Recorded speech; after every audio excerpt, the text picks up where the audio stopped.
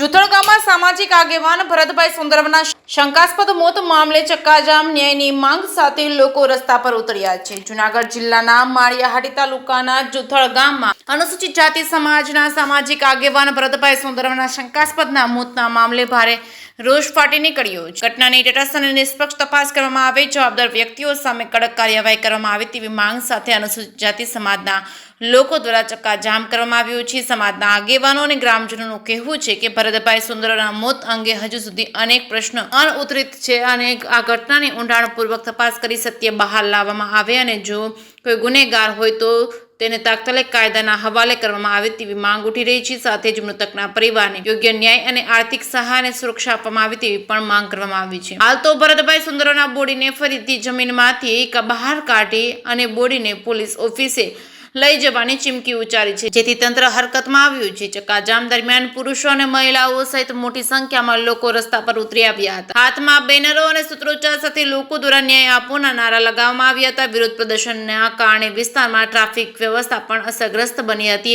અને વાહનોની લાંબી કતારો જોવા મળી હતી। ઘટનાની ગંભીરતાને ધ્યાનમાં રાખી ડીવાયએસપી સહિતનો પોલીસ કાફલો સ્થળ પર પહોંચ્યો હતો। પોલીસ અધિકારીઓ દ્વારા પ્રદર્શનકારીઓ સાથે ચર્ચા કરી તેમને સમજાવવાના પ્રયાસો હાથ ધરવામાં આવ્યા હતા। હાલ પોલીસ દ્વારા કાયદો અને વ્યવસ્થા જળવાઈ રહે તે માટે ચુસ્ત બંદોબસ્ત ગોઠવવામાં આવ્યો છે।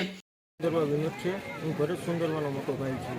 આપણે 7/3/2026ના રોજ ભરતભાઈનું રમરેજી ગામેથી મૃતદેહ મળેલ આવેલું હતું શંકાસ્પદ હાલતમાં। એ બાબતે અમે તાલાળા પોલીસ સ્ટેશને એફઆઈઆર નોંધાવી હતી ને અત્યાર સુધી તાલાળા પોલીસ સ્ટેશને અમે 42 ધક્કા ખાધા હતા। 42 ધક્કામાં અમને કોઈ એવો શાંતિપૂર્વક જવાબ નથી મળ્યો કે ભાઈ ભરતભાઈના ન્યાય માટે અમારે શું કરવું, સાહેબ ક્યાં સુધી કેસ પહોંચ્યો છે, તો એ લોકોએ કોઈ એવો શાંતિપૂર્વક જવાબ જ નહોતો દીધો। એનાથી અમે અમારો સમાજ, અમારા આગેવાનો, યુવાનો બધા સાથે મળી અમે ગીર સોમનાથના કલેક્ટર સાહેબને મળ્યા, એસપી સાહેબને મળ્યા હતા, પછી જૂનાગઢ જિલ્લાના કલેક્ટર સાહેબને મળ્યા, આઈજી સાહેબને મળ્યા। ત્યારે અમે એક જ દરખાસ્ત કરી હતી કે સાહેબ અમારે રીપીએમ કરાવવું છે અને એસઆઈટીની રચના કરાવવી છે। અમુક આગમી તારીખમાં સુધીમાં જો તમે કંઈ એક્શન નહીં લ્યો તો અમે અમારી રીતના અમારો સમાજ, અમારા આગેવાનો, યુવાનો તથા બધા બહેનો ભાઈઓ અમે બધા સાથે મળી ભરતભાઈની બોડી સમાધિમાંથી બહાર કાઢી અને અમે રીપીએમ માટે જામનગર લઈ જવાના હતા। એ તકે અમે પહેલી તારીખ આપી હતી કે 1/6/2026ના રોજે સવારે 10 વાગે અમે ભરતભાઈની બોડી કાઢી અને રીપીએમ માટે લઈ જવાના હતા। તો અત્યારે કાલ રાતનું અમે જોયું તો કાલ રાતનો અહીંયા બંદોબસ્ત મૂકી દીધો હતો। કોડિયાતર સાહેબ, ડીએસપી સાહેબ જે આપણે છે માંગરોળ તાલુકાના, એને અમને બોલાવ્યા એ કે વિનોદભાઈ અત્યારે એક હજી મંજૂરી નથી મળી તો તમે બોડી ના બહાર કાઢી શકો। હું કહું સાહેબ તમે અત્યાર સુધી ક્યાં શું એક્શન લીધું હતું? હું કહું અમે 2 મહિનાથી સખત તમને લોકોને આર્ગ્યુમેન્ટ કરતા હતા, કહેતા સાહેબ તમે કંઈક આમાં એક્શન લ્યો। હું કહું મારા મમ્મી પપ્પા હટાને આજના બીમાર છે અને કંઈ પણ વસ્તુ થશે તો એ જવાબદારી તમારી રહેશે। તો અત્યાર સુધી આઈજી સાહેબે, કલેક્ટર સાહેબે, ગીર સોમનાથના કલેક્ટર સાહેબે બધાએ મને એક જ વસ્તુ કીધું કે વિનોદભાઈ થઈ જશે પણ અત્યાર સુધી કોઈ તંત્રએ એક્શન નથી લીધું। આજે મારો સમાજ, અમારા યુવાનો, આગેવાનો બધા લોકો અમે સાથે ભેગા મળીને છે ત્યારે આજે એનું એક્શન લીધું કે અત્યારે જે એસઆઈટીની ટીમની રચના કરવાનું કીધું તો આજે એનું એસઆઈટીની ટીમની રચના કરી છે।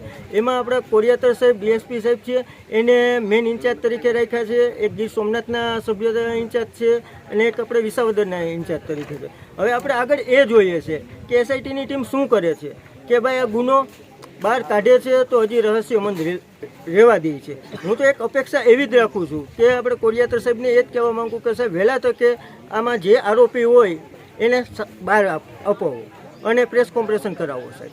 જય હિન્દ, જય ભારત। ખાતે બીએનએસ કલમ 103(1) 115(2) મુજબનો એક બનાવ બનેલ હતો। જુથળ ગામના મરણ જનાર ભરતભાઈ સોંદરવાના શંકાસ્પદ મૃત્યુ બાબતે એક તપાસ તાલાળા પોલીસ સ્ટેશન ખાતે ચાલુ હતી। સદરુ તપાસ બાબતે મૃતકના પરિવારજનોની રજૂઆતને ધ્યાને લઈ અને આજરોજ નાયબ પોલીસ મહાનિરીક્ષક શ્રી જૂનાગઢ સાહેબ દ્વારા એક સ્પેશિયલ ઇન્વેસ્ટિગેશન ટીમની રચના કરવામાં આવેલ છે। આ ટીમના વડા તરીકે મારી ડીવી કોડિયાતર, ડીવાયએસપી માંગરોળની નિમણૂક કરવામાં આવેલી છે। અન્ય સભ્યો તરીકે એને વાઘેલા, પીએસઆઈ એલઆઈબી ગીર સોમનાથ તેમજ ડીએચ વાળા, પીએસઆઈ વિસાવદરની નિમણૂક કરવામાં આવેલ છે। આગામી સમયમાં આ ગુનાની તપાસ અમોની જે એસઆઈટી છે એ સંભાળી લેશું। અને વિગતવાર અને ઊંડાણપૂર્વક આ ગુનાની તપાસ કરશું. સર 3 તારીખથી કંઈક રિપોર્ટ ચાલુ થવાના છે. આગામી 3 તારીખથી આ ગુનાના કામે શકમંદોના LVSDS ટેસ્ટ થનાર છે. આ LVSDS ટેસ્ટ આગામી 11 તારીખ સુધી ચાલશે અને આ ટેસ્ટ દરમિયાન FSL તરફથી જે કંઈ પણ રિપોર્ટ આવશે તે તપાસના કામે સામેલ રાખી આગળની કાર્યવાહી કરવામાં આવશે. ફરીથી રિપોર્ટ PM રિપોર્ટ કરવાનો વાત છે, FSL રિપોર્ટ. એ માટે પણ જે કંઈ પણ કાયદાકીય કાર્યવાહીને અનુસરી અને જરૂરી ઘટતી કાર્યવાહી આગળ કરવામાં આવશે.